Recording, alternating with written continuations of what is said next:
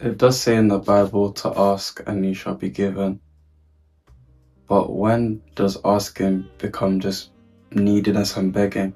You need to realize the difference between having and not having. That will help you to be able to ask and receive for real, instead of just empty words.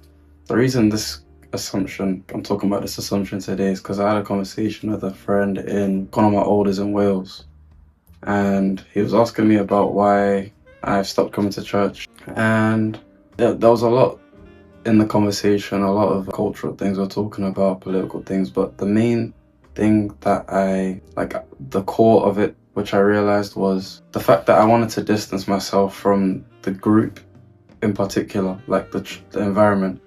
And that's because in that environment, and I'm going to talk about the environment thing in a separate video as well, but it's because that church space or any space where it's religious and we're worshipping a higher being, we tend to always be in the position of, because we're worshipping something higher, so we have to see ourselves as very small and powerless sort of thing.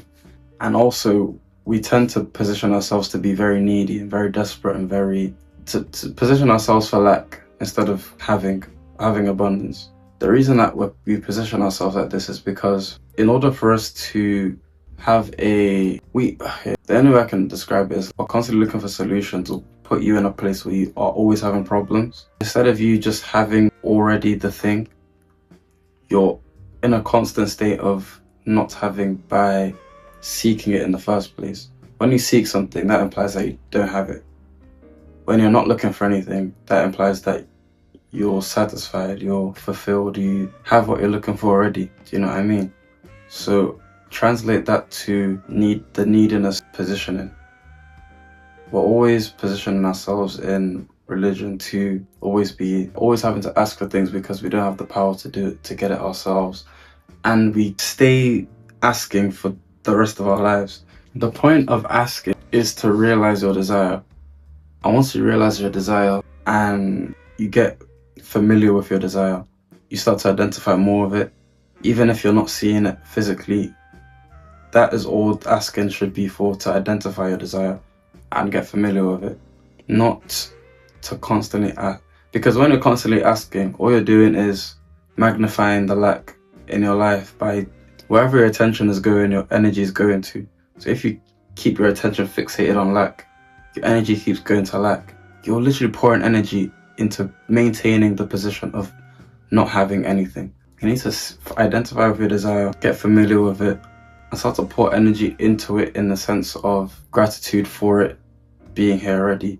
And this is the whole concept of faith that is missed in church. Always chalked up to some vague thing that's in place to keep you in the religion. I'll have faith, endure, keep asking. That is not faith. That is literally begging it. True faith is being able to ask and not have to ask again and just move as if it's already done. That's the highest level of conviction, to move as if it's already there, even if you don't see it with physical eyes, even if you don't see it in material reality. You move as if it's done already. That is true faith. And if some people, I'm not going to say everyone obviously, but if certain people had true faith, they wouldn't need to pray every day for the same thing. Do you know what I'm saying? All prayer should be there for is mental anchoring, to be honest. Because what you're praying for really is what you're communicating during prayer is really your state of being, your emotional state, your mental state. That's all that's being communicated in prayer, not what you're physically saying with the mouth. God couldn't give jack about what you're saying with physical mouth. God sees the heart only. Do you know what I'm saying? And God will give you whatever your heart desires, even if it's, do you know what I'm saying? You might say you prefer abundance, but you're not moving in abundance. Do you know what I'm saying? You're not moving without even you're not moving with that confidence that it will arrive. Do you know what I'm saying? Even if it's hard for you to be like, oh, it's right there, expect it at the very least, but you're not expecting it. What you're doing is focusing more on, if you can't come away from a prayer feeling like you already have your prayers answered, then all you did was talk into thin air for no reason. All you did was waste the time, to be honest with you. I'm not gonna lie, mate. You need to take it and own it.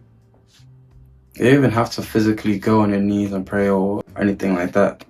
But all that you should be focused on is curating that state of being for yourself, using prayer as an anchor in yourself. And you know what? If you can keep disciplined in sitting in that state that you so desire, the state of abundance, which if you can do that, then your true prayer does not require begging, wailing, weeping, stuff like you having to, oh man, I'm suffering, help me.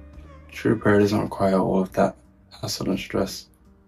True prayer, all it requires is you recognizing your desire and having the confidence to move as if that desire has already arrived in your reality. That's all it takes.